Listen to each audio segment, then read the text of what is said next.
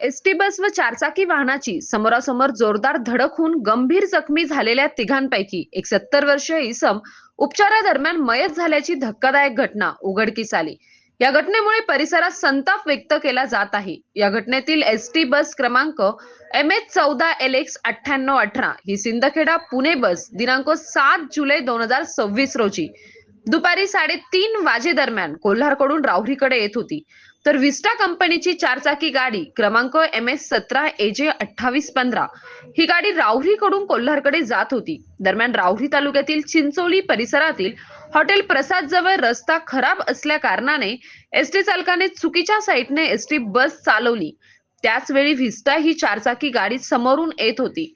दोन्ही गाड्यांची समोरासमोर जोरदार धडक झाली. या अपघातात चारचाकी गाडीतील राजू शेख, कदीर शेख, नजीर गुलाब सय्यद राहणार कानडगाव व हसनापूर हे तिघे जण गंभीर जखमी झाले. परिसरातील घटनेची माहिती मिळताच पोलीस निरीक्षक रवींद्र देशमुख, हवालदार प्रवीण बागुल, पोलीस कॉन्स्टेबल अजिनाथ पाखरे, अंकुश भोसले व रुग्णवाहिका चालक रवींद्र देवगिरे, निखिल भोसले यांनी ताबडतोब घटनास्थळी धाव घेतली. स्थानिक तरुणांच्या मदतीने जखमींना तातडीने लोणी येथील रुग्णालयात हलवण्यात आले होते.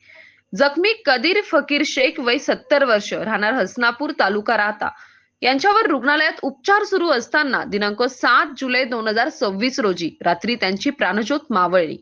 कदीर शेख यांच्या मृतदेहावर शवविच्छेदन केल्यानंतर मृतदेह नातेवाईकांच्या ताब्यात देण्यात आला. सतीश फुलसौंदरसह राजेंद्र म्हसे, MS न्यूज 15 राहुरी. अशाच नवनवीन बातम्या पाहण्यासाठी चॅनलला सबस्क्राईब करा.